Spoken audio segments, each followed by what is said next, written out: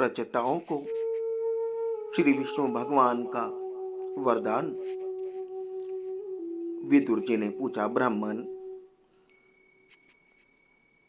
आपने राजा प्राचीन बरही के जिन पुत्रों का वर्णन किया था, उन्होंने रुद्र गीत के द्वारा श्री हरि की स्तुति करके क्या सिद्धि प्राप्त की?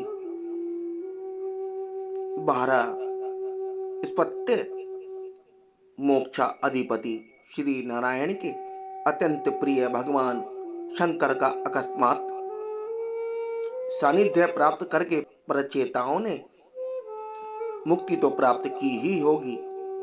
इससे पहले इस लोक में अथवा परलोक में भी उन्होंने क्या पाया, वह बतलाने की कृपा करें।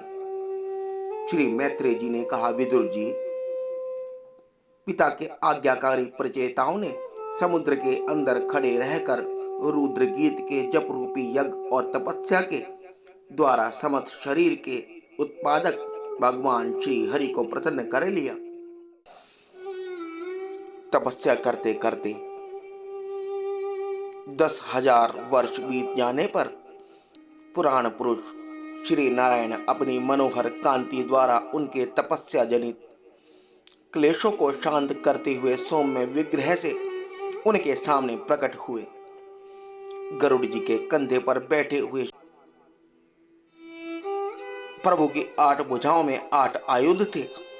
देवता, मुनि, पार्षदगण सेवा में उपस्थित थे तथा गरुड़ जी किन्नरों की भांति साममय पंखों की ध्वनि से कीर्ति गान कर रहे थे। उनकी 8 लंबी लंबी स्थूल भुजाओं के बीच में लक्ष्मी जी के स्पर्धा करने वाली वनमाला विराजमान थी। आदि पुरुष श्री नारायण ने इस प्रकार पधार कर अपने शरणागत प्रचेताओं की ओर दया दृष्टि से निहारते हुए मेघ के समान गंभीर वाणी में कहा। श्री भगवान ने कहा, राजपुत्रों, तुम्हारा कल्याण हो। तुम सब में परस्पर बड़ा प्रेम है और स्नेहवश तुम एक ही धर्म का पालन कर रहे हो। तुम्हारे इस आदर्श सौहार्द से मैं बड़ा प्रसन्न हूं। मुझसे वर मांगो।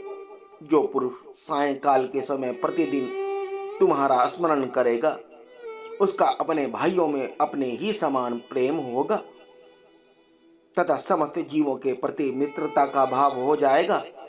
जो लोग सायंकाल और प्रातःकाल एकाग्र चित्त से रुद्र गीत द्वारा मेरी स्तुति करेंगे, उनको मैं अमिष्ट वर और शुद्ध बुद्धि प्रदान करूंगा। तुम लोगों ने बड़ी प्रसन्नता से अपने पिता की आज्ञा शिरोधार्य की है। इससे तुम्हारी कमनीय कीर्ति समस्त लोकों में फैल जाएगी। तुम्हारे एक बड़ा ही विख्यात पुत्र होगा। वह गुणों में किसी भी प्रकार ब्रह्मा जी से कम नहीं होगा तथा अपनी संतान से तीनों लोकों को पूर्ण कर देगा।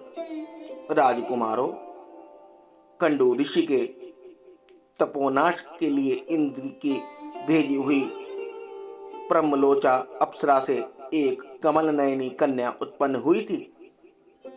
उसे छोड़कर वह सर्वलोक को चली गई। तब वृक्षों ने उस कन्या को लेकर पाला पोसा। जब वह भूख से व्याकुल होकर रोने लगी, तब औषधियों के राजा चंद्रमा ने दयावश उसके मुंह में अपनी अमृत वर्षिणी तर्जनी अंगुली दे दी।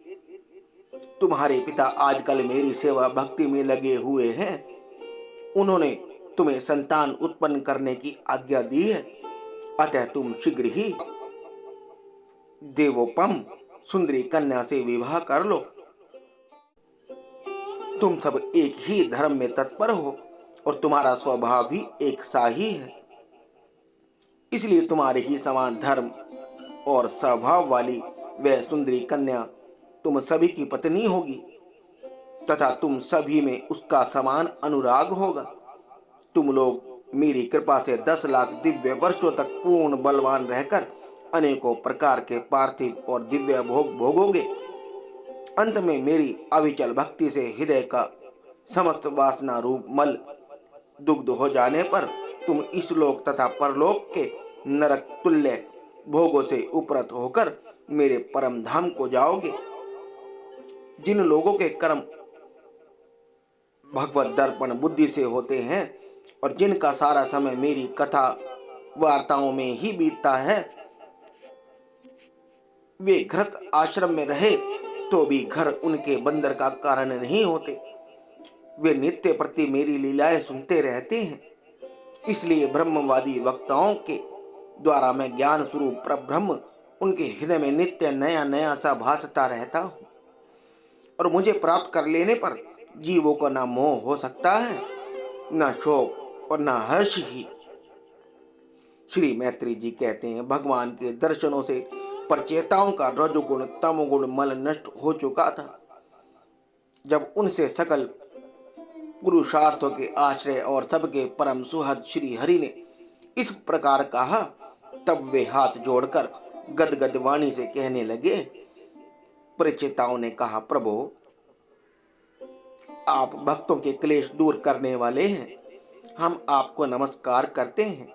वेद आपके उदार गुण और नामों का निरूपण करते हैं। आपका वेग मन और वाणी की वेग से भी बढ़कर है तथा आपका स्वरूप सभी इंद्रियों की गति से भी परे है। हम आपको बार बार नमस्कार करते हैं। आप अपने स्वरूप में स्थित होने के कारण नित्य शुद्ध और शांत हैं। मन रूप निमित्ति के कारण हमें आप में यह मिथ्या द्वैत भास रहा है। वास्तव में जगत की उत्पत्ति स्थिति और लय के लिए आप माया के गुणों को स्वीकार करके ही ब्रह्मा विष्णु और महादेव रूप धारण करते हैं। हम आपको नमस्कार करते हैं। आप विशुद्ध सप्त स्वरूप, आपका ज्ञान संसार बंधन को दूर कर देता है। आप ही समस्त भगवतों के प्रभु वसुदेव नंदन भगवान श्री कृष्ण हैं। आपको नमस्कार है। आपकी ही नाभि से ब्रह्मांड रूप कमल प्रकट हुआ था। आपके कंठ में कमल कुसुमों की माला सुशोभित है तथा आपके चरण कमल के समान कोमल है। कमल नयन, आपको नमस्कार है। आप कमल कुसुम की केसर के समान स्वच्छ पीतांबर धारण किए हुए हैं। समस्त भूतों के आश्रय स्थान हैं तथा सबके साक्षी हैं। हम आपको नमस्कार करते हैं। भगवान, आपका यह स्वरूप संपूर्ण क्लेशों की निवृत्ति करने वाला है। हम अविद्या, अस्मिता, राग, द्वेष आदि क्लेशों से पीड़ितों के सामने आपने इसे प्रकट किया। भ्रमते रहें जब तक जन्म जन्म में हमें आपके प्रेमी भक्तों का संग प्राप्त होता रहे। हम तो भगवत भक्तों के क्षण भर के संग के सामने स्वर्ग और मोक्ष को भी कुछ नहीं समझते। फिर मानवीय भोगों की तो बात ही क्या है। भगवत भक्तों के समाज में सदा सर्वदा भगवान की मधुर मधुर कथाएं होती रहती हैं, जिनके श्रवण मात्र से भोग तृष्णा शांत हो जाती है। वहां प्राणियों में किसी प्रकार का वैर विरोध या उद्वेग नहीं रहता। अच्छे अच्छे कथा प्रसंगों द्वारा निष्काम भाव से सन्यासियों के एकमात्र आश्रय साक्षात श्री नारायण देव का ही बार बार गुणगान होता रहता है। आपके वे भक्तजन तीर्थों को भी पवित्र करने के उद्देश्य से पृथ्वी पर पैदल ही विचरते रहते हैं। भला उनका समागम संसार से भयभीत हुए पुरुषों को कैसे रुचि करना होगा।